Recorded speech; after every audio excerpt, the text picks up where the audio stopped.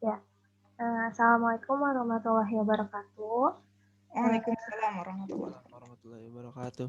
Kami dari kelompok 4 ingin mempresentasikan mengenai fundamental manajemen dan fungsi lembaga Jiswak. Yaitu ada saya sendiri, Sonia Ira Pertiwi, dan Muhammad Ridho.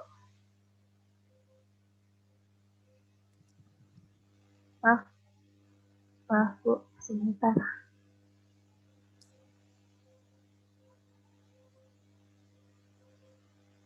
Maaf Ibu, izin stop lagi ya Bu, nge-lag laptopnya. Kenapa, Dek? Lemot Bu laptopnya. Oh, oke.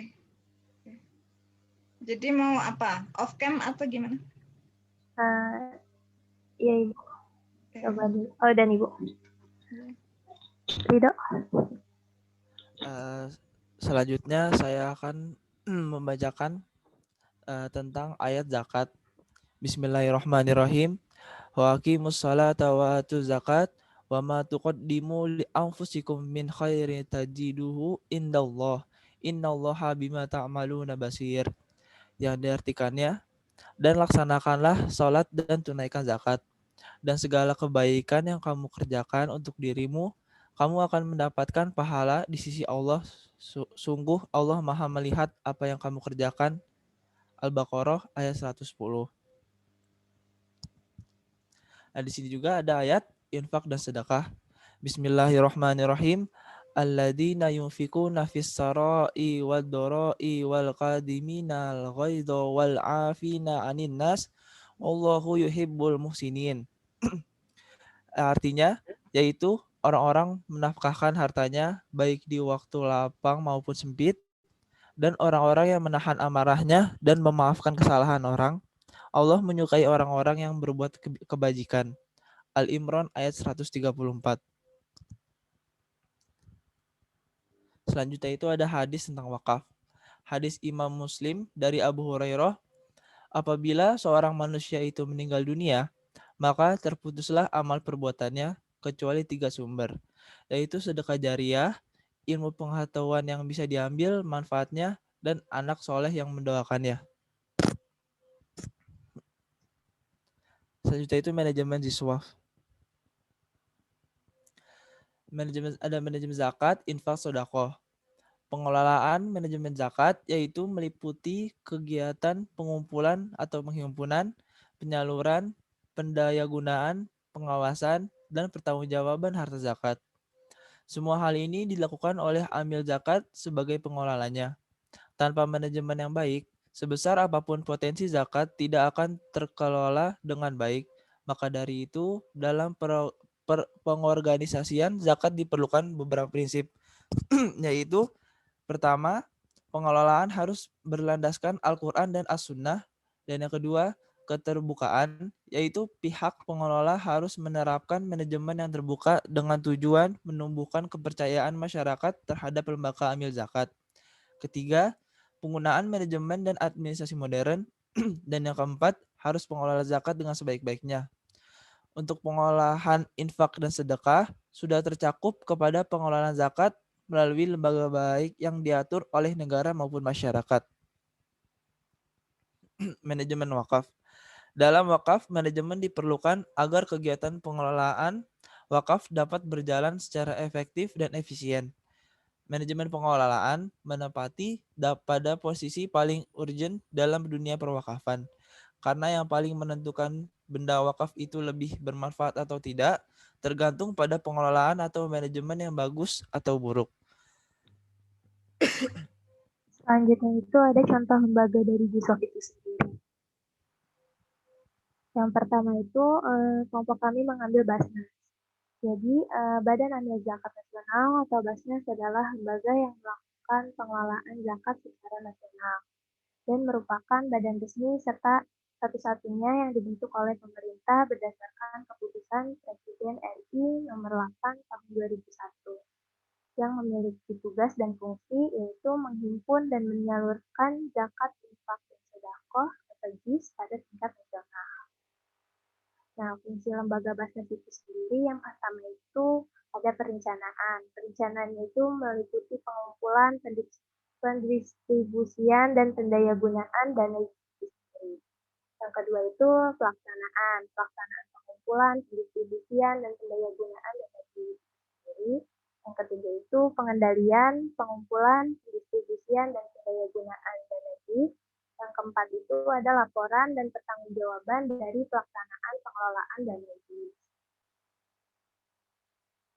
Yang selanjutnya itu ada contoh lembaga dari wakaf, yaitu Badan Wakaf Indonesia. Badan Wakaf Indonesia atau BWI adalah lembaga negara independen yang dibentuk berdasarkan Undang-Undang Nomor 41 Tahun 2004 tentang wakaf. Badan ini dibentuk dalam rangka mengembangkan dan memajukan perwakafan di Indonesia. BWI dibentuk bukan untuk mengambil alih aset-aset wakaf yang selama ini dikelola oleh nazir atau pengelola aset wakaf yang sudah ada. BWI itu hadir untuk membina nazir agar aset wakaf dikelola lebih baik dan lebih produktif sehingga bisa memberikan manfaat lebih besar kepada masyarakat, baik dalam bentuk pelayanan sosial, pemberdayaan ekonomi, maupun pembangunan infrastruktur publik.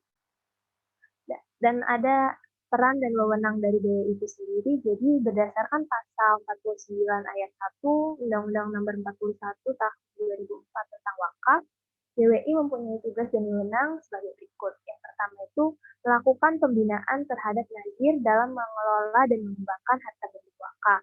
Yang kedua itu melakukan pengelolaan dan pengembangan harta benda wakaf. Yang ketiga itu memberikan persetujuan atau izin atas perubahan peruntukan dan status harta benda wakaf. Yang keempat itu memberhentikan dan mengganti nazir. Yang kelima itu memberikan persetujuan atas penukaran harta benda wakaf. Yang keenam itu memberikan saran dan pertimbangan kepada pemerintah dalam penyusunan kebijakan di bidang perwakafan. Mungkin sekian presentasi dari kelompok kami. Kurang lebihnya mohon maaf. Assalamualaikum warahmatullahi wabarakatuh. Waalaikumsalam warahmatullahi wabarakatuh. Ya, baik, langsung dilanjutkan dengan diskusi. Silahkan untuk di-record, dicatat. Nama penanya dan grup berapa.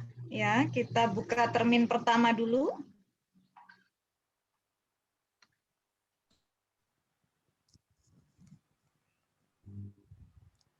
Ada yang mau nanya teman-teman?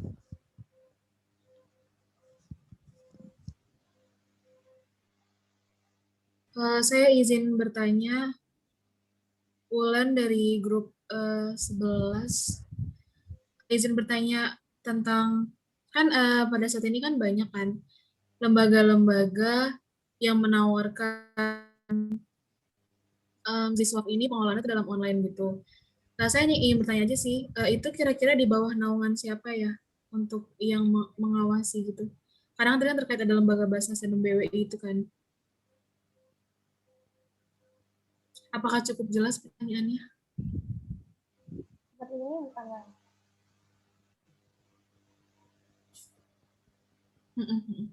Iya benar nih ya. Makasih.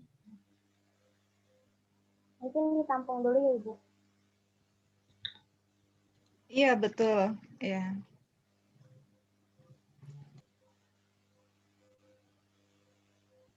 Berikutnya setelah Wulan dari kelompok 11. Iya, kita mau tanya. Ya. Ika dari kelompok 7. Kalau pengelola zakat itu ada sertifikasinya nggak ya? Atau hanya pengarahan saja? Makasih. Iya.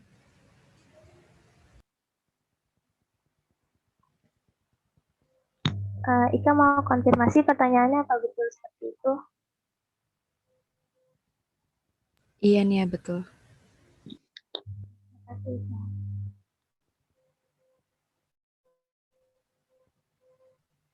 Izin bertanya dong, Nia. Ya. Saya Savana dari kelompok 11 mau bertanya. Kan di bank tuh ada juga yang nawarin zakat Ziswaf gitu. Nah, itu dia ada kerjasama nggak sama lembaga Ziswaf atau gimana ya? Apa sih?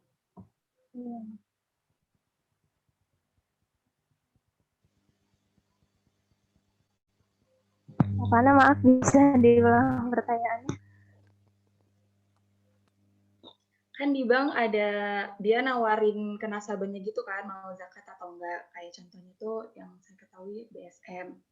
Nah, itu dia pengelolaannya bekerja sama dengan lembaga Ziswaf atau seperti apa?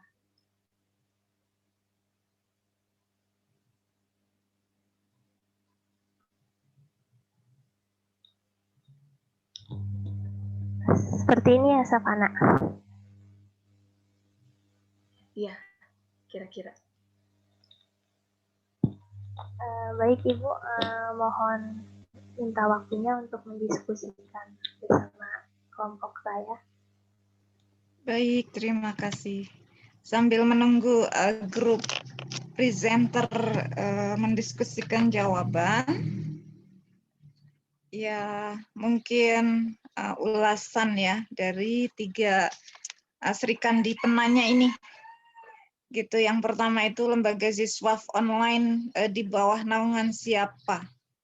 Ya, kalau lembaga Ziswafnya itu mungkin yang dimaksud Ulan ini bukan online tapi sistem pembayarannya atau pengumpulannya dari masyarakat itu menggunakan platform online.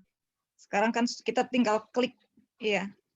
Apakah langsung ke website tersebut seperti yang Basnas dan beberapa lembaga wakaf, atau menggunakan kerjasama dengan kayak link aja syariah, gitu kan? Itu platform pembayaran kita, gitu. Link aja syariah itu kan startup IT based yang melayani apa saja, gitu ya, pembayaran secara elektronik, termasuk sekarang menawarkan, gitu ya, melakukan pengumpulan dari pihak masyarakat, pengumpulan dana sosial Islam, termasuk zakat dan wakaf. Nah, ini dia kemana? Dia yang ngawasi siapa?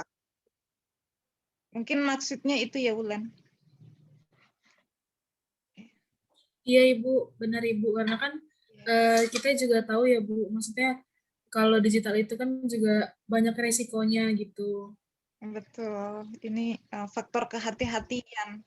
Iya Bu. Kecanggihan teknologi itu memudahkan yang orang tadinya beralasan mungkin berada di daerah terpencil, mau bayar zakat, wakaf, amilnya, nazirnya jauh, tapi selama dia masih punya koneksi internet dan ada gadget yang mendukung, niatnya untuk memudahkan, tapi apakah kemudian ada semacam aspek-aspek negatif menjadi tidak terkontrol atau ada potensi penyelewengan atau penyalahgunaan atau penyaluran yang kepada tidak seharusnya. Ini juga aktual sekali nih. Ya.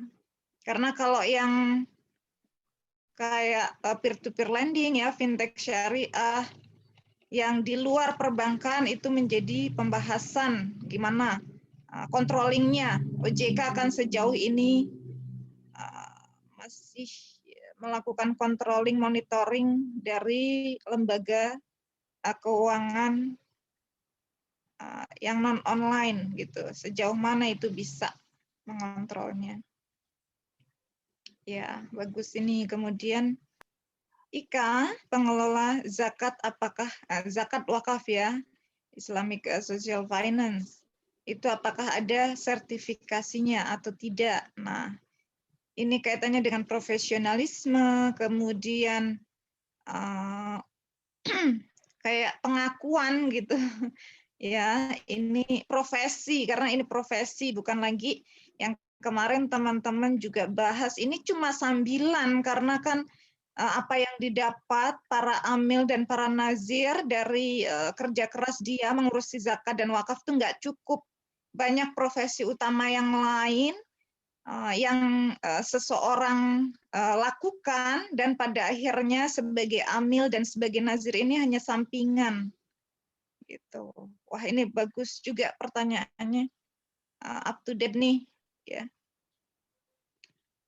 Terus Savana, bank ada yang menawarkan silakan bayar zakat wakaf di bank kami, bank syariah kami. Itu bentuk kerjasamanya seperti apa? Karena mereka sekali lagi secara kelembagaan bukan amil, bukan juga nazir. Mereka adalah lembaga keuangan, yaitu perbankan.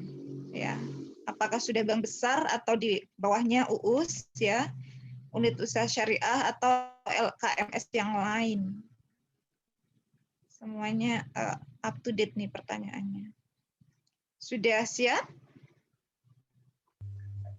Baik Ibu, saya ingin mencoba menjawab pertanyaannya Savana. Bank itu ada penalaran zakat, apakah pengelolaannya bekerja sama dengan lembaga Jiswaf? Nah, kalau dari artikel yang saya baca, menurut website dari Google itu, jadi contoh bank itu melakukan kerjasama dengan lembaga amil zakat. Contohnya itu kayak PT Bank CMB Niaga, dia itu bekerja sama dengan lembaga amil zakat.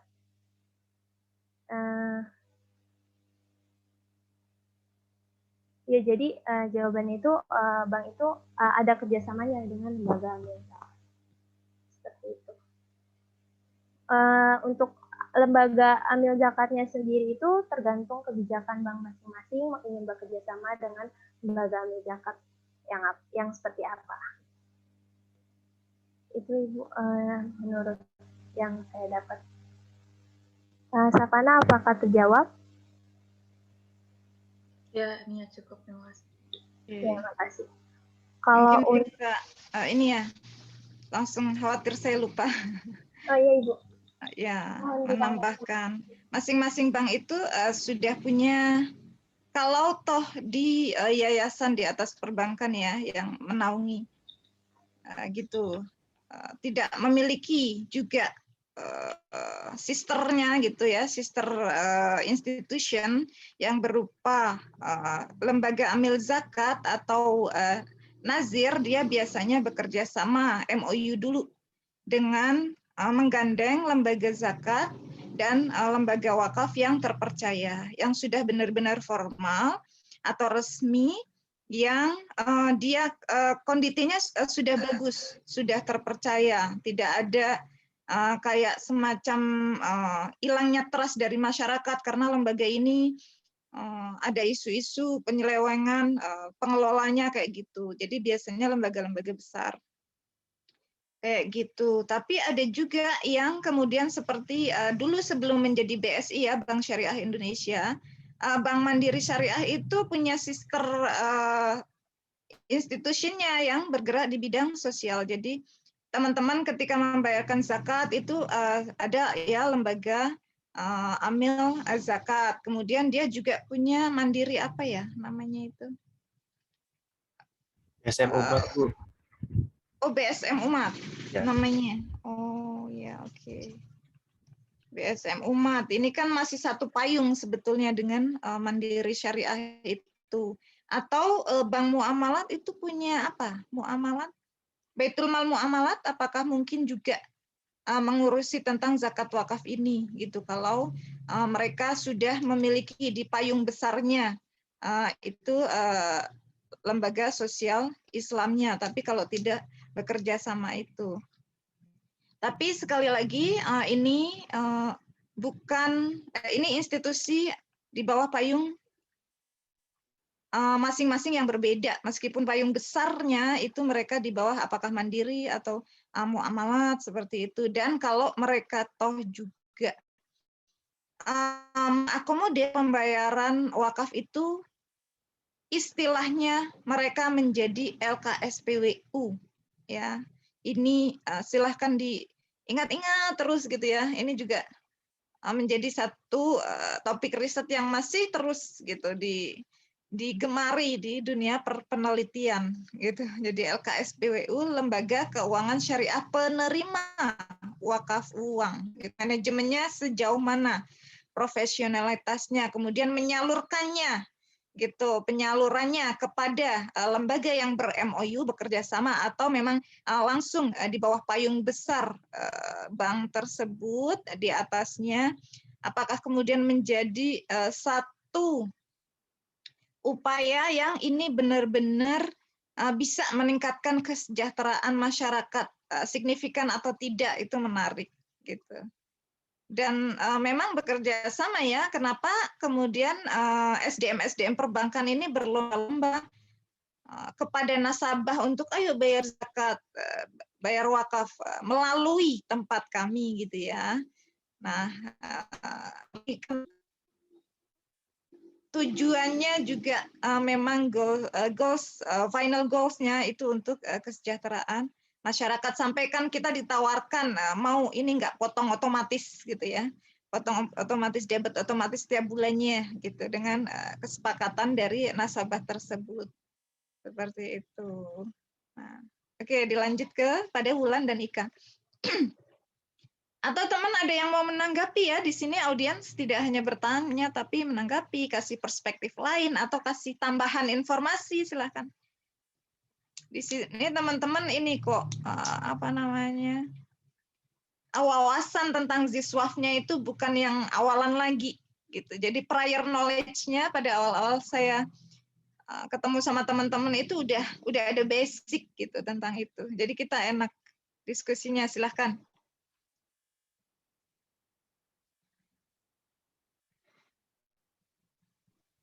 Ibu, saya mau bertanya, boleh nggak Bu? Bertanya hal yang baru atau masih nyambung masih. tentang ini? Ya? Saya kan papernya ngambil kolaborasi antara perbankan sama lembaga zakat. Itu kalau misalnya yang BSM tadi sama BSM Umat itu sebuah bentuk kolaborasi atau cuma anak perusahaan aja, Bu? Berarti. Kolaborasinya ini BSM sama BSM Umat, Bu, yang tadi. Terus? Yaitu sebuah kolaborasi atau BSM Umat itu anak perusahaan dari BSM-nya, Bu. Dia punya sendiri di bawah payung besar BSM. Iya. Kalau yang kerjasama bukan satu payung besar kan misalnya Bank BNI Syariah misalnya ya, BNI Syariah bekerja sama dengan Dompet Duafa. Itu kan benar-benar berbeda kan, bukan satu payung institusi board gitu, satu board, satu yayasan besar. Iya, Bu. Iya, Bu. Udah. Iya. Terima kasih, Bu. Oke.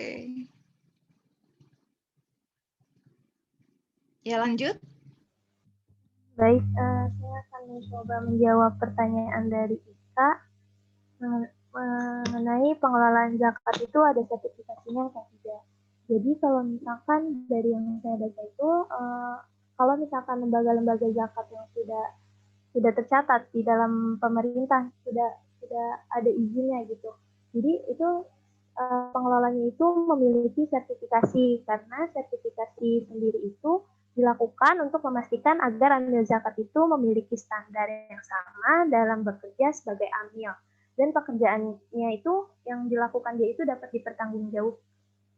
dipertanggungjawabkan secara profesional.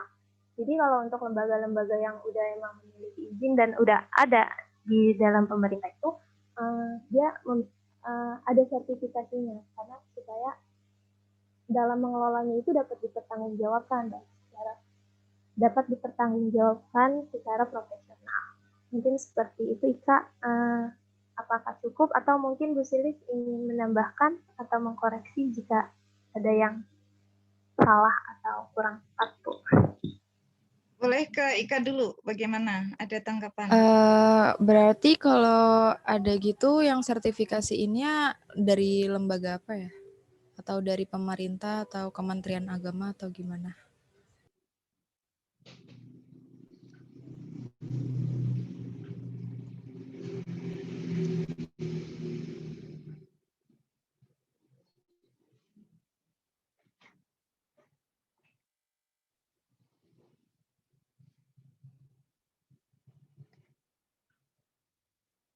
Ini kebetulan yang ditanyakan oleh Ika itu pengelola zakat.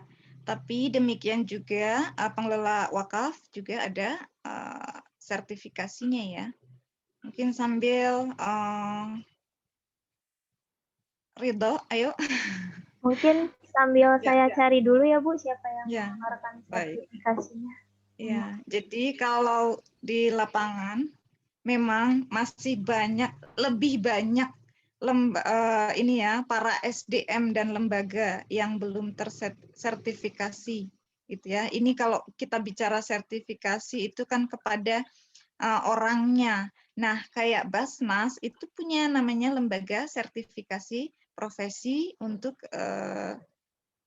terkait pengelolaan zakat ini, gitu. Kalau zakat itu ke Basnas, kemudian kalau wakaf sebagai nazir wakaf itu ke Badan Wakaf Indonesia. Nah, apakah kemudian ini menjadi satu hal yang sulit atau tidak gitu? Ini tentu berbeda ya, para pengelola yang sudah mendapatkan sertifikasi profesi, ini profesional loh teman-teman arahnya ya, kayak gitu. Apakah kemudian menjadi berbeda karena realnya di lapangan itu masih banyak yang belum daripada yang sudah punya gitu ya. Perbedaannya apa ya? Ini dari segi profesionalitas karena tidak sembarangan ya teman-teman, Basnas sama BWI ini mengeluarkan ini lolos gitu ya. Ini sudah sah dapat sertifikat gitu. Mereka melalui ya pelatihan, kemudian monitoring gitu. Teman-teman juga bisa karena contoh ya kalau nazir itu ada namanya nazir atau pengurus pengelola wakaf itu ada namanya nazir lembaga, ada yang namanya nazir perseorangan. Nazir perseorangan itu memang menjadi salah satu kontroversi yang dulu sempat mau dihilangkan semua lembaga gitu ya untuk menghilangkan atau mengurangi penyelewengan. Misalnya kita sudah akad, sudah ikrar kepada nazir perseorangan di kampung kita. Ya, mungkin itu adalah pengurus masjid atau ulama di situ, tapi ternyata tidak dicatatkan. Nanti bisa hilang tuh, bisa dianggap sebagai tanah misalnya ya, wakaf yang tanah yang diwakafkan, tanah itu bisa hilang, dianggap sebagai milik nazir atau keluarga nazir. Nah itu dulu pernah ada ya, dihilangkan aja, tapi ternyata melihat di lapangan itu belum bisa dihilangkan, makanya sekarang ada namanya sertifikat nazir selain lembaga juga perorangan. Kita bisa deh teman-teman semuanya ya, kalau sudah memiliki pengetahuan yang sangat cukup tentang zakat dan wakaf gitu, kayak BWI itu membuka secara reguler ya. Pertama pelatihan gitu ya, pelatihan atau workshop intensif itu gratis ya, intensif calon nazir perseorangan gitu. Ini sayangnya saya juga pengen ikut pelatihan itu, pengen jadi nazir perseorangan, apakah nanti memenuhi syarat atau tidak. Selama setelah saya mengikuti, biasanya itu lama sih, hitungan bulan atau berapa minggu gitu. Nah, ketika memenuhi syarat semuanya, nanti kita akan mengajukan syarat-syaratnya apa, terus memenuhi syarat termasuk pengetahuan tentang perzakatan dan perwakafan itu, nanti akan dites gitu, akan ada ujian. Nah, setelah ada, kamu lulus, dapat sertifikat nih, kamu enggak, masih kurang gitu pengetahuannya, bagaimana mau menjadi nazir, itu salah satu dari aspek pengetahuan kita juga, gitu, kapabilitas kita relevan atau tidak, kita cukup pantas tidak sebagai posisi nazir wakaf ini, gitu. Ini masih terus ada, teman-teman bisa pantengin tuh ya. Niatnya tentu saja kita sebagai dakwah bilhal ya, kita sebagai agen-agen untuk mengembangkan perzakatan dan perwakafan di Indonesia ini. Ini bagus sekali, coba ya teman-teman, atau di daerah kita ada yang unit pengumpul zakat, unit juga yang menerima penyaluran wakaf gitu. Ternyata kita nempel di unit yang terkecil itu, di yayasan atau di lembaga itu gitu. Berarti kita atas nama lembaga tersebut kalau ingin mengikuti pelatihan sertifikasi zakat dan wakaf. Sudah ketemu Sonia? Kalau dari Kementerian Agama mungkin seperti apa ini? Kan tadi udah saya sebut yang Basnas sama BWI-nya. Ini sudah ketemu. Iya, silakan. Saya lihat dari Basnasnya itu dari Lembaga Sertifikat Profesi Badan Amil Zakat Nasional atau LSP Basnas. Tapi ada juga Bu, ini dari BNSP untuk mendapatkan sertifikatnya.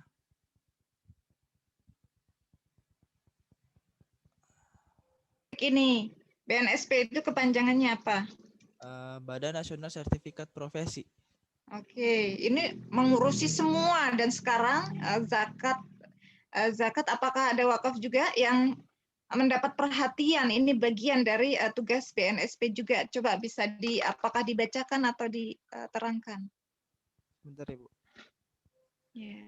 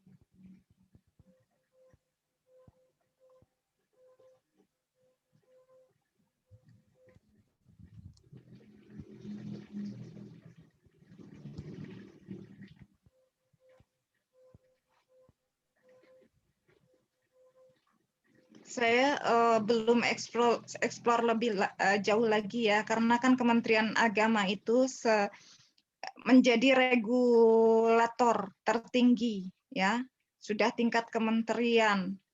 Di bawah kementerian itu kan ada bimas-bimas gitu ya, bina masyarakat. Karena ini Kementerian Agama, namanya secara umum di Indonesia itu ada Dirjen Bimas Islam, Dirjen Bimas Kristen, kemudian Katolik, dan seterusnya, semua agama yang diakui secara resmi di Indonesia. Fungsinya sebagai regulator. Kemudian di bawah Bimas Islam ini, apakah juga langsung mengeluarkan sertifikasi zakat dan wakaf ini, karena mereka betul mengurusi tentang zakat dan wakaf, apakah sejauh hanya memberikan regulasi dan konsep yang kemudian akan di breakdown ke regulator pelaksana, namanya kalau Basnas dan BWI ini gitu.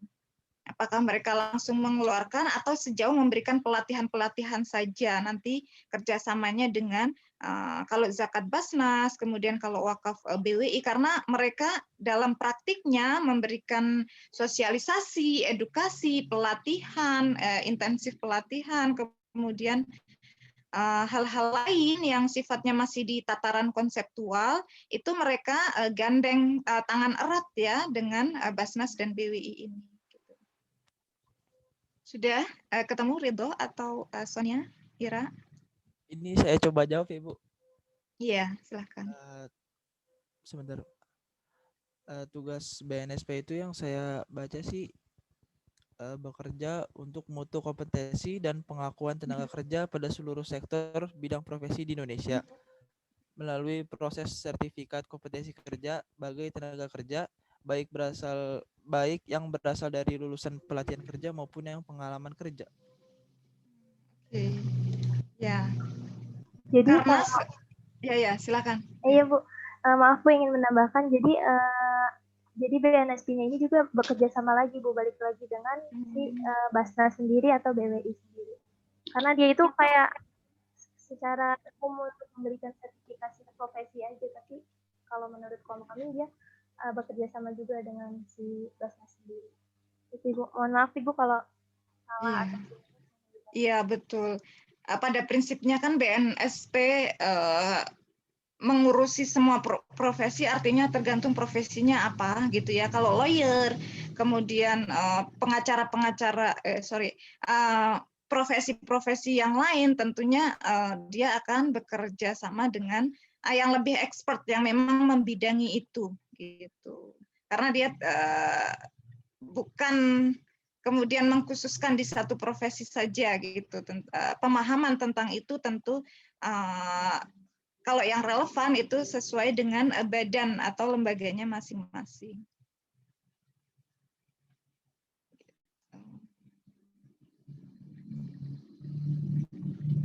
Terus ada tanggapan dari Ika? Cukup Ibu, sudah cukup jelas. Iya.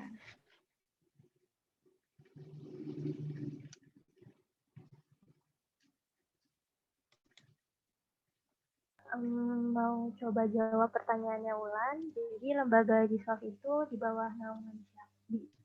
Lembaga Giswaf online di bawah naungan siapa? Mungkin platform online ya Bu, karena yang saya tahu Basnas sendiri itu sekarang juga ada pembayaran secara online. Jadi semua lembaga yang sudah terdaftar itu di bawah naungan pemerintah, itu menurut pasal 23 tahun 2011 itu tentang pengelolaan zakat. Jadi pemerintah itu udah sampai menyusun undang-undang tersebut, yaitu pasal 23 tahun 2011, karena tahu begitu pentingnya zakat, dan banyak juga kan ayat-ayat yang mengatakan zakat itu wajib bagi umat Islam, sehingga pemerintah itu juga membuat undang-undang tersebut supaya pengelolaan zakat ini benar-benar dapat dilakukan. Jadi yang saya baca itu lembaga Giswaf itu di bawah naungan siapa? Di bawah naungan pemerintah, dan itu ada pasalnya itu Undang-Undang nomor 23 tahun 2011 tentang pengelolaan zakat. Tapi lembaga-lembaganya ini lembaga-lembaga yang udah emang terdaftar, kayak ada Basnas atau lembaga zakat lainnya yang emang udah terdaftar, itu pasti di bawah naungan pemerintah. Mungkin mohon dikoreksi Bu kalau saya salah, karena kalau lembaga Giswaf online-nya sendiri saya belum dapat, tapi Basnas pun menyiapkan gitu untuk pembayaran zakat secara online. Dan banyak juga lembaga-lembaga sekarang yang udah ada secara online ya, karena didukung sama adanya pandemi ini kan kegiatannya jadi di rumah. Jadi banyak juga lembaga-lembaga yang sudah menyiapkan platform pembayaran zakat secara online. Gitu Ibu. Tapi mohon Ulan apa masih belum? Silakan Ulan. Nia, terima kasih jawabannya jelas. Mohon Ibu dibantuin takut. Ya, itu memang yang dimaksud sama Ulan itu platformnya, platform pembayarannya, mengumpulkan dari masyarakat luas, apakah pembayar zakat atau wakifnya, pembayar wakaf, kayak gitu. Nah, ini sejauh mana pengawasannya gitu. Nah, ini karena sudah IT ya, kayak begitu klik itu sudah tersistem dengan apa yang si platform online itu bekerja sama, misalnya dengan Dompet Duafa, kemudian dengan meskipun ya betul Basnas sendiri, Dompet Duafa sendiri menerima via website mereka online langsung, tapi mereka juga mengerjasamakan dengan platform pembayaran yang awalnya itu basisnya pembayaran digitalize untuk apa aja gitu. Gitu. Nah, contoh nih ya, kalau Darut Tauhid ya teman-teman mungkin yang dari Jawa Barat itu udah familiar banget. Di sana kan ada lembaga Islamic Social Finance, Darut Tauhid itu yang mengakomodir, yang mengelola, kemudian mendistribusikan zakat dan wakaf dan jenis donasi yang lainnya, termasuk yang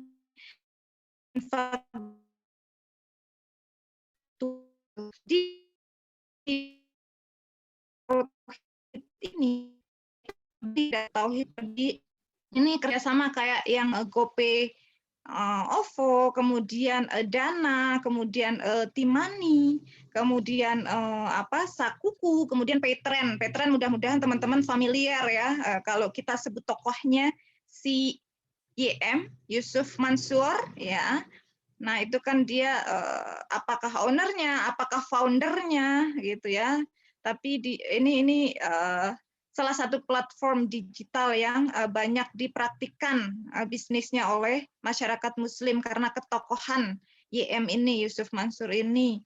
Kemudian tadi yang saya sebut link aja syariah, ini sudah terconnected. Bentuk kerjasamanya seperti apa, controllingnya seperti apa. Nah, misalnya kita masyarakat mau bayar via yang saya sebut link aja syariah atau Paytrend atau GoPay OVO atau Danaku, itu kita tujukan gitu ya, kita tujukan ke Darut Tauhid, itu sudah terrecord gitu. Jadi online kayak gini. Misalnya nama-nama yang masuk nih, sekarang kan 22, termasuk Ibu 21 ya. Oh ini nama yang masuk, ada Lia Amelia, jumlahnya sekian, kemudian Nabila, ada Raisa Bia, dan seterusnya. Ya digitalize gitu. Ini kalau secara IT kan malah menjadi langsung terrecord, terbaca oleh pihak platform itu plus pihak dari amil atau nazir, which is bagus gitu. Kalau dalam hal pembayaran ini pengawasannya menjadi lebih terlihat, lebih nampak gitu, karena kan real online kayak gitu dibanding dengan yang masih manual gitu. Tapi kemudian pertanyaannya malah ke yang potensi penyelewengan, susah di monitor segala macam itu kalau yang peer-to-peer lending itu gitu. Yang memang basisnya dia platform IT based, bukan dari perbankan gitu. Nah, so far sejauh ini kalau untuk keperluan lalu lintas dana sosial Islam, pembayaran dan seterusnya ini saya belum dengar ya adanya penyelewengan gitu dari platform-platform perantara ini gitu. Tapi ini juga menarik kalau memang mau diangkat apa saja gitu ya. Yang tadinya awalnya hanya mengurusi yang umum. Pembayaran yang lain-lain, kita mau belanja, mau menggunakan jasa keuangan, yang lain-lain sekarang sudah memberikan perhatian karena banyaknya antusiasme masyarakat. Itu sejauh mana mereka concern, kemudian membantu, kemudian persisten gitu, tidak ada celah-celah untuk penyelewengan di sana. Ini bagus juga untuk diklik nih gitu. Naungannya di bawah naungan siapa? Nah, itu yang menjadi kayak bikin mumet, bikin pusing OJK gitu kan. OJK ini kan membawahi semuanya ya, gitu. Kan fokusnya kepada Bank Indonesia, kemudian OJK ini kan ada bank dan non-bank. Nah, ini kan masuk non-bank ya, teman-teman mau bicara pegadaian syariah, asuransi syariah, koperasi syariah, dan seterusnya. Nah ini OJK ini kayak kerjaan baru besar gitu. Nah ini kan wujudnya nggak ada gitu, kayak abstrak gitu. Kalau yang basisnya awalnya ada fisiknya, ada kantornya, karyawannya di situ juga kelihatan, alamatnya ada. Kalau kita mau datengin juga ya di situ gitu. Ini kan pusing ini bagaimana pengawasannya. Ini masih terus ini OJK bekerja keras ya, termasuk kemudian pengawasan, monitoring ini pusatnya itu ya OJK kalau pemerintah ya. Luar biasa nih, kemajuan IT tuh maju dulu gitu. Maju udah 10 langkah, kemudian kan kayak dari pemerintah, dari lembaga-lembaga yang berwenang tuh ngikutin gitu loh. IT-nya udah sampai sini, di lapangan sampai sini, udah 10 langkah. Terus karena kepusingan itu, wah kalau kayak gini monitoringnya gimana, karena ini IT base, nggak ada bentuknya, abstrak gitu ya, nggak ada realnya gitu. Nah ini kemudian ngikuti, berusaha untuk mengimbangi kemajuan IT di lapangan yang sudah dipraktikkan duluan daripada regulasi-regulasi detail yang ada gitu. Luar biasa tuh. Nggak tahu ini terjadi di Indonesia karena memang Indonesia negara berkembang ya, atau ada juga kepusingan-kepusingan di negara yang sudah IT-nya maju, kemudian ekonominya maju, apakah seperti ini gitu ya. Praktik duluan muncul, kemudian regulasinya mengikuti dan menyesuaikan, atau begitu ada isu baru kayak cryptocurrency gitu, negara maju seperti Amerika udah langsung menyiapkan regulasinya sambil melihat praktik di lapangan atau kayak apa. Itu luar biasa tuh kemajuan teknologi. Ya, bagus nih. Oke, next-nya. Sudah selesai? Terjawab semua 3? Sudah, Ibu. Ya. Apakah mau dibuka termin kedua untuk 3 penanya atau penyanggah bahkan boleh ya? Gitu. Ada kasih perspektif gitu. Mau dibuka satu termin lagi atau enggak? Silahkan aja Ika dan Ridho. Boleh Ibu kalau emang masih ada yang mau ditanya. Nah itu ditantangin sama Sonia Ira. Enggak Ibu. Ya, ini ada 4 audiens kita ya yang izin ke toilet ya. Mudah-mudahan sudah kembali. Hijaz, Wulan, Raisa Bia, dan yang terbaru itu adalah Siti Najma. Kalau panggilan alam kan saya nggak bisa ini ya menghalang-halangi. Tapi silahkan cepat saja kalau toh harus ke toilet agar tidak miss info-info terkait siswa. Ayo silahkan. Izin bertanya nih ya, Ridho. Ini udah termin kedua ya, Bu? Sudah, Oh, ya. Dari Rifki kelompok 1.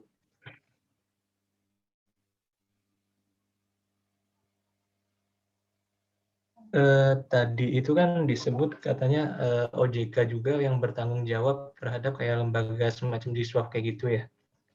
Nah, kalau misalkan ada salah satu lembaga Ziswaf yang terbukti kayak melakukan penyalahgunaan ataupun adanya fraud gitu, itu kira-kira proses penyelidikan atau sampai kasusnya diusut itu gimana ya prosesnya? Apakah dari OJK dulu terus dikasih ke Kementerian Agama atau PPATK kayak gitu-gitu? Platformnya, Dek. Platform yang diawasi, yang platform ya, media yang digunakan. Ya, bukan lembaganya kayak Dompet Duafa kayak bukan lembaga ya, bukan lembaga Ziswaf-nya. Oh, ya udah berarti gini. Ya. Kalaupun misalkan ada lembaga Ziswaf yang terbukti kayak adanya penyalahgunaan atau adanya fraud kayak gitu, kira-kira lembaga yang berhak kayak semacam penanggung jawab untuk mengadilinya itu siapa ya? Apakah Kementerian Agama atau OJK atau PPATK kayak gitu?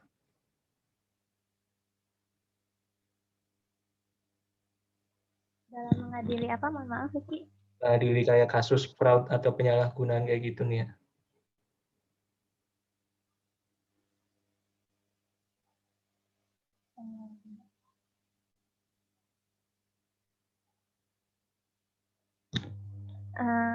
Baik, terima kasih Rifki atas pertanyaannya. Mohon ditampung dulu ya, Bu. Ya, silakan.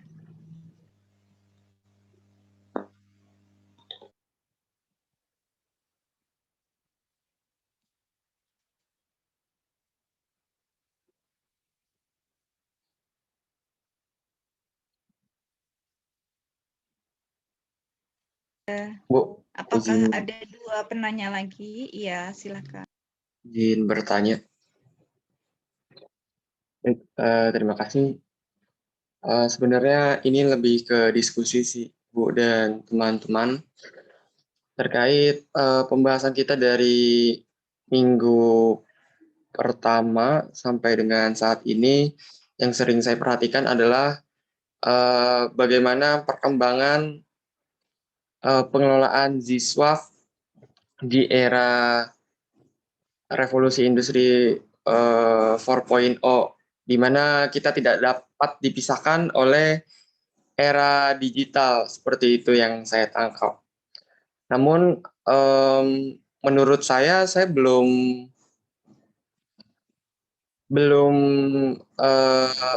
bukan belum paham ya, belum ngena atau belum tahu gitu apa yang dilakukan apa yang jadi strategi lembaga pengelola ZISWAF sendiri terkait pengumpulan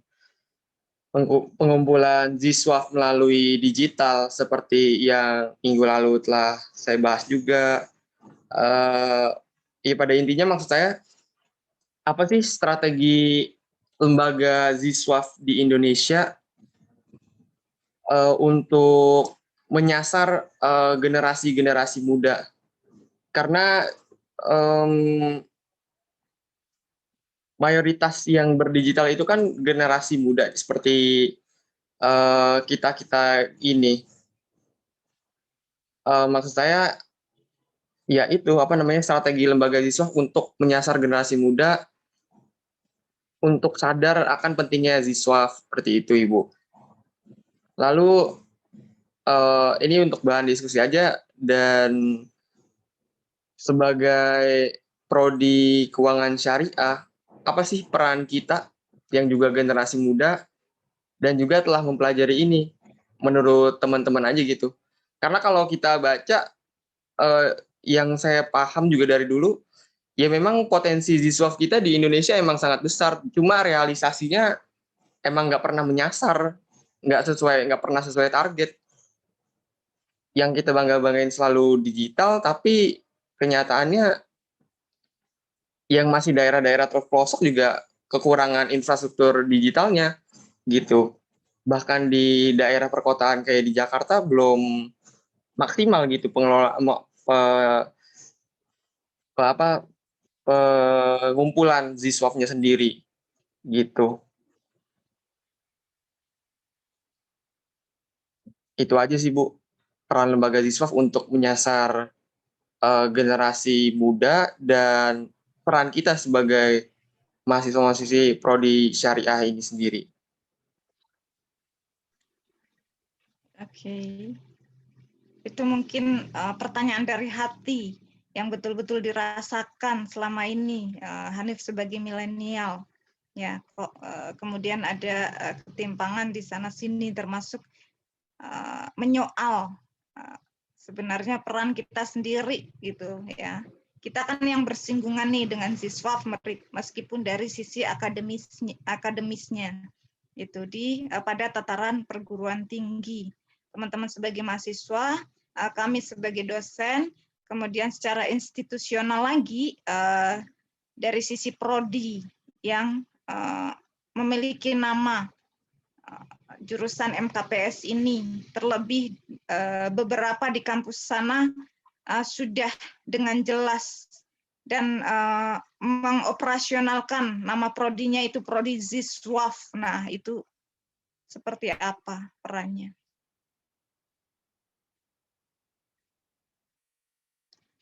Satu lagi untuk termin terakhir ya, kedua, kalau masih ada penanggap atau memberikan bahan diskusi, satu orang lagi.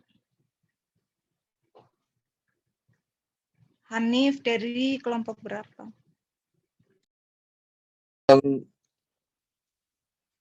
Dari kelompok 3, Ibu.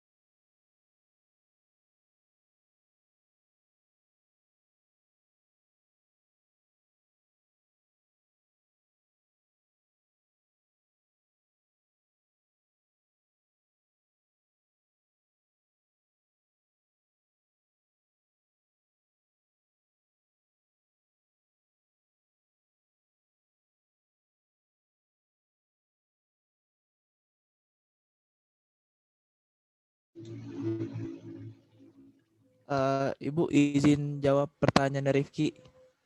Mantap. Ya, yuk. Ini saya baca dari Google, yang saya dapat dari Google itu dari Kementerian Agama akan melakukan evaluasi lembaga amil zakat seiring adanya temuan yang mengungkap penyelewangan dana untuk tindakannya. Jadi itu yang berhak untuk mengadili kasus tersebut itu dari Kementerian Agamanya, Bu. Oke. Makasih Ridho. Itu Rifki, kurang Cukup lebihnya. jelas.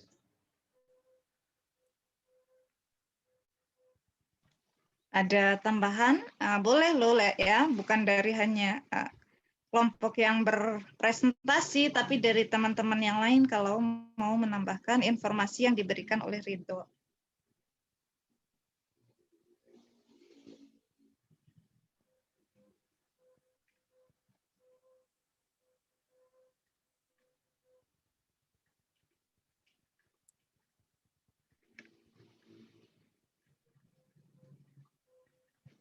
Tidak ada?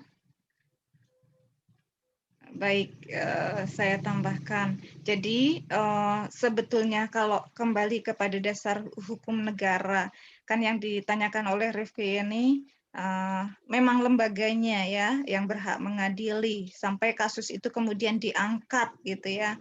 Kalau di ranah zakat wakaf ini kan kita akan familiar tuh ya dengan kasus seperti itu, kaitannya dengan misalnya sengketa tanah wakaf atau bangunan-bangunan, aset-aset wakaf gitu. Nah, pengadilan agama tadi zakat ya, patokannya kalau zakat ya Undang-Undang Nomor 23 2011 itu pasal-pasalnya itu banyak, termasuk mengulas juga tentang bukan hanya fungsi pengumpulan, pengelolaan dan juga pendistribusian, tapi juga terkait hal-hal yang kemudian tidak diinginkan. Kalau di Undang-Undang Wakaf itu yang tertinggi ya, dasar hukum tertinggi negara kita itu nomor 41 tahun 2004 yang saya sebut sudah lama gitu ya, yang butuh diperbaharui, disesuaikan dengan konteks sekarang. Betul, pengadilan agama itu adalah pengadilan yang mengurusi salah satunya bidang sosial keagamaan, termasuk ya apakah perkawinan dan lain-lain. Nah, ziswaf ini masuk di ranah pengadilan agama. Apakah kemudian nanti timbul fraud, timbul penyelewengan zakat, atau ada persoalan sengketa wakaf yang tadi saya sebut, ya diakui, sudah diwakafkan, diakui oleh anak turunnya, diklaim sebagai warisan karena si nazirnya tidak melakukan pencatatan atau sudah melakukan pencatatan tapi kemudian saksi-saksinya meninggal dan lain sebagainya, memang masalahnya itu kompleks ya, atau sudah meninggal seperti itu. Nah, kemudian bukti-buktinya, evidence-nya kurang kuat. Nah, ini kalau kemudian kan kalau di pengadilan itu ada negeri dan agama ya. Ini kalau sudah menyangkut masalah hukum, nah apakah sampai diadili, sampai kepada dipenjara gitu? Sejauh ini saya kurang tahu ya, saya kurang referensi tentang siapa amil gitu ya, amil tertentu yang dipenjara karena melakukan penyelewengan atau nazir tertentu dari lembaga ini gitu ya. Perorangan misalnya, perorangan dari lembaga zakat tertentu dari lembaga ini sampai kemudian dijebloskan ke penjara karena terbukti melakukan penyelewengan dana zakat. Seperti itu, kelemahannya di ranah keuangan sosial Islam itu memang salah satunya controllingnya kemudian lebih lemah daripada controlling untuk keuangan yang memang mencakup bisnis komersial kayak gitu, apakah di perbankan atau di perusahaan-perusahaan retail lainnya gitu. Tapi dari bawah sendiri sebelum masuk kepada tadi pengadilan agama sampai yang tertinggi itu sebenarnya kayak Basnas, kayak BWI, kemudian Kementerian Agama yang Bimas Islam itu juga berkewajiban melakukan controlling. Mereka fungsinya tadi yang sudah disebut ya, pengawasan, kemudian sampai kepada peringatan dan seterusnya. Jadi mereka melakukan fungsi sebagai regulator pelaksana, itu melakukan pengawasan itu gitu. Kalau misalnya pada tataran yang paling bawah yang melakukan fraud, yang melakukan penyelewengan sampai menyebabkan fraud itu pada cabang ranting yang paling kecil gitu ya di daerah gitu. Artinya yang bertanggung jawab untuk melakukan controlling dan supervisi itu cabang yang di atasnya itu udah yang paling dekat gitu sampai kepada mungkin tidak bisa mengatasi sampai kepada pengadilan agama itu gitu. Jadi kalau teman-teman berdiskusi ya kepada misalnya di satu konferensi internasional atau nasional lah katakanlah tokoh-tokoh zakat dan wakaf Indonesia ya, para expert, para ahli zakat dan wakaf, kemudian juga ada unsur regulatornya di sana, kemudian ada unsur akademisinya di sana. Itu terjadi, tapi kemudian kayak gini loh, kayak diberi lebih takut lah gitu ya, kayak final statementnya itu kayak dikasih gini, lebih takutlah pertanggungjawaban kepada Allah gitu.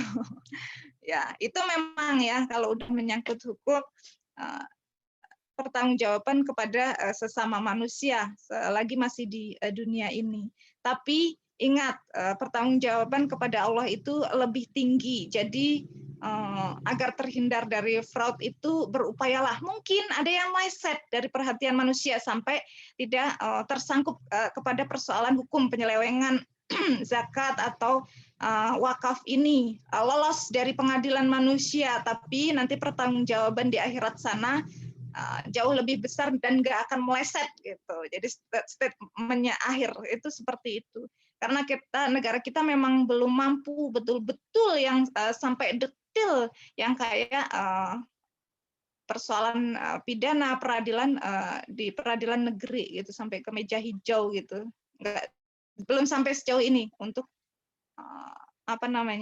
pengurusan keuangan sosial Islam ini gitu.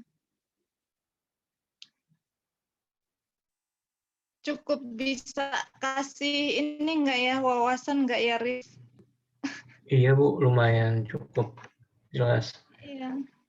Di luar negeri saya nggak tahu ya kasusnya sampai karena kayak di India dan Pakistan itu Pakistan ya terutama ya India ada karena pecahan kayak gitu di India ada zakat wakafnya tapi Pakistan ini yang sering mencuap jadi kayak itu tanah-tanah wakaf yang diakui sebagai milik pribadi keluarga dan keturunannya yang dipegang nazir kemudian sudah tidak ditrace ya sudah tidak diawasi lagi apakah itu produktif atau idle gitu sampai orang sekitar di tanah-tanah itu nggak tahu ini milik siapa kalau ini wakaf nazir siapa gitu tuh jadi banyak yang kemudian harta atau aset wakaf itu menjadi hilang berubah kepemilikan menjadi pribadi itu artikelnya banyak tuh 1 tahun yang lalu kalau nggak salah gitu itu sampai naik kepada pengadilan negeri atau tidak kayak gitu. Ya, mungkin ke Hanif ya, Ridho dan saya pengen coba menjawab Tania. Ya. pertanyaan Hanif. strategi lembaga JISWAP di Indo untuk menyasar generasi muda agar sadar pentingnya JISWAP. Sebenarnya, jadi lembaga JISWAP itu nggak sama strateginya memiliki, kan lembaga JISWAP kan banyak. Strateginya itu dia masing-masing tergantung lembaga. Kalau dari Basnas sendiri itu strateginya itu dia ngelakuin sosialisasi langsung ke donatur individu maupun kelompok. Jadi dia ngadain sosialisasi, terus dia juga membuat aplikasi Mizaki Corner, yaitu aplikasi untuk HP Android dan iPhone sehingga bisa memudahkan Mizaki untuk membayarkan zakatnya secara langsung ke Basnas pusat tanpa mendatanginya jika ingin berdonasi. Jadi si Basnas itu sudah melakukan sosialisasi, sudah membuat aplikasi untuk HP Android, yaitu yang namanya aplikasinya Mizaki Corner, dalam rangka supaya orang tuh lebih dimudahkan dalam membayar zakat. Sehingga kalau untuk menyasar generasi muda agar pentingnya JISWAP itu, Basnas sudah melakukan sosialisasi mengenai tentang zakat, infak, sedekah.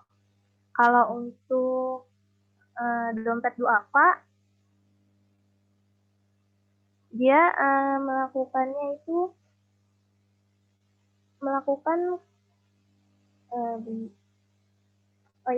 kalau dompet duafa itu dia itu kan melakukan strategi penghimpunannya sudah sampai hingga skala internasional karena sudah memiliki kantor cabang di berbagai negara seperti Australia, Jepang, Korea, Amerika, Hong Kong. Jadi dia itu melakukan promosi dan sosialisasi yang dijalankan oleh dompet duafa itu menggunakan sistem ATL dan BTL. ATL itu above the line, BTL itu below the line, serta direct campaign, yakni pelaksanaan hubungan dan kerjasama dengan mal besar yang bersegmen BA+.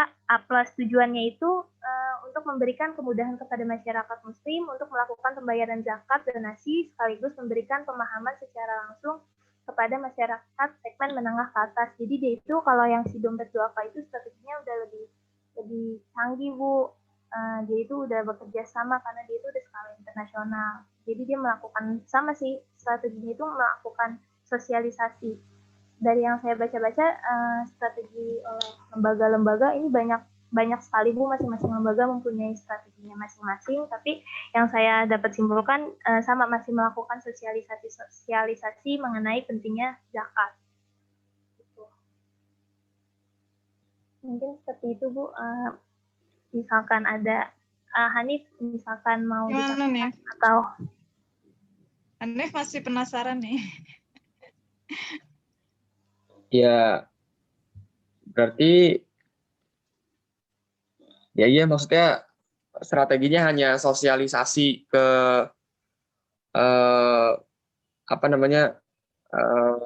individu maupun ke kelompok ya, belum ada strategi khususnya dari lembaga pengelola JISWAP itu sendiri. Iya, kalau yang dari saya baca, lembaga-lembaga rata-rata strateginya itu baru melakukan sosialisasi dan paling tadi Basnas itu membuat kayak aplikasi untuk mempermudah pembayaran zakatnya itu sehingga kayak masyarakat lebih ya udah mau bayar zakat gampang, jadi paling strateginya dari Basnas itu. Kalau dari untuk lembaga-lembaga yang lain yang saya baca masih sama mirip, yaitu melakukan sosialisasi mengenai pentingnya zakat. Belum ada strategi yang gimana-gimana. Kalau dari Nia, tunggu deh. Ini Bu Sulis keluar ini.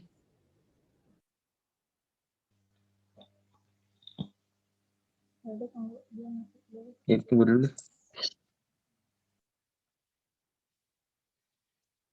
Hai, semangat teman-teman.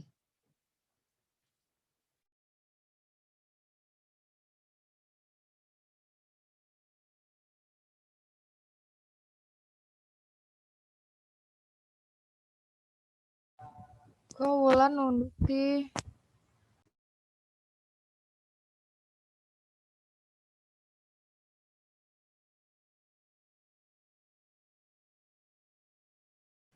Selamat ulang tahun ya, Wulan.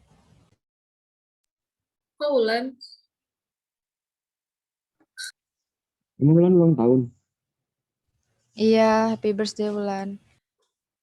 Hanif, itu jangan kayak gitu. Gue tahu itu bukan lu. Nggak usah asal-asal ngangguk lah Hanif. Itu video sudah terbongkar semua.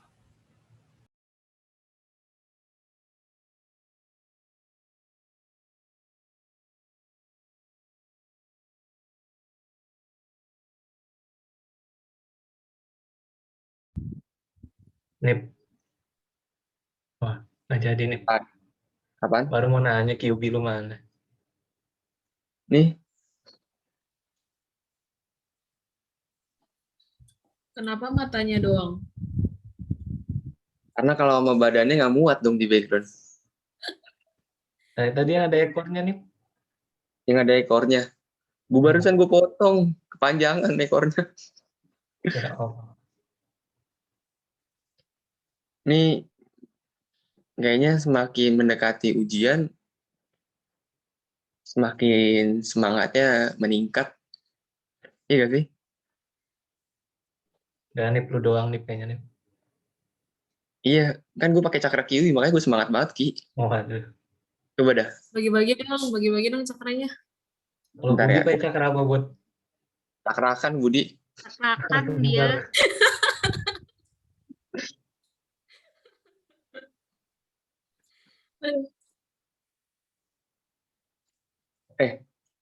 Lu nggak jadi deh. Ya tolong ya, recordnya di pause dulu. Nggak apa-apa lah. Nanti di YouTube ketahuan, Nip. Ketahuan Iya, apaan buat. sih? Tadi trik lu. Ya nggak Budi apa-apa. izin ke siapa dah? Izin ke kita semua. Kalau gue sih nggak ngizinin, Ki. Sama. Ki, lu masih di Jakarta, Ki? Iya, apa? Mau kayak kemarin lagi? Nggak, ntar lu ujian di kosan apa? Iya, oh belum dibahas lagi. Samperin aja, samperin. Apa kita yang ke kosan lu nih, Ki? Boleh. Gue mana ya? Bentar. Teman-teman on cam dong, yuk semangat yuk. Gue kemarin ngelihat parah banget dah. Di YouTube ada orang dosen bikin, ya dosen kalkulus lah. Ujiannya on cam, lewat Zoom sambil live di YouTube. Gila, 2 jam dipantengin live YouTube. Wah, gue yakin tuh dosen nggak pakai IndiHome dah. Enggak, Ki. Gue masalahnya gini ya. Itu ujian hitung-hitungan, Ki. Live di YouTube terus di Zoom. Yang nonton 50.000 orang, Ki. Demi apa? Banyak Iya. banget. Di Inda aja kalah. 50.000 orang. Yang review nih, kalau nggak percaya nih. Siapa ya? 50.000 orang. Inda aja kalah ya dulu. Kalkulus ITB. Mungkin sebelum ujian suruh nonton dulu kali ya. Nih,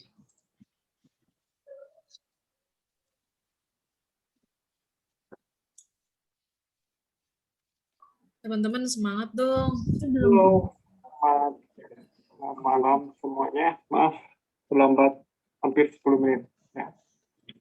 Mudah-mudahan.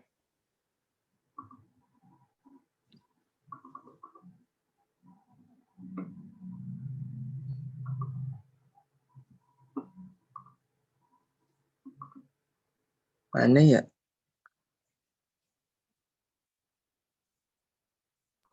Lan lesu banget kan makanya. Semangat, Bi. Semangat, semangat. Lan, lu semangat gara-gara ada siapa, Lan? Gara-gara ada siapa-siapanya nih. Teman-teman on cam dong. Ayo dong, kita harus semangat semuanya. Kenapa sih? Mana ya? Kalau gue lu mau beliin gue apa? Maunya apa? Maunya apa? Bittersweet 2 kotak. Bulan ingat bulan masih pagi. Biasanya pas malam Ki sama lu. Emang kalau malam nggak apa-apa, Ki? Wadaw. Wulan sama Bapak jadi ke Malang berdua. Kalau nggak jadi deh. Nggak tahu, Wulan udah gue ajak.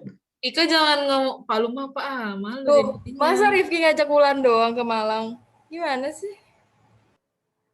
Itu mau prosesi lamaran apa gimana sih? Iya, seserahan. Siapa mau ikut? Oh, Enggak, yang seserahan jadi Wulan ke Bapak, bukan Bapak ke Wulan. justru kata si bapak, dia ngajakin Wulan ke Malang karena di Malang lagi kosong rumah kakaknya. Astagfirullahaladzim. Wadaw. Mau ngapain tuh kalau kosong-kosong? Biasa lah. Bersih-bersih. Bu Sulis beneran nggak ada lagi nih. Nip, coba Nip ditanya Nip. Iya nih. Malah gini nih YouTube. Itu lu lihat tuh live ujian apa nih namanya nih? Alkulus. Live ujian aljabar. Ini gue share screen-nya. Ini share screen bener. Buset, GG aja. dosennya Tapi sampai coba pakai tanya. OBS anjim. Hah?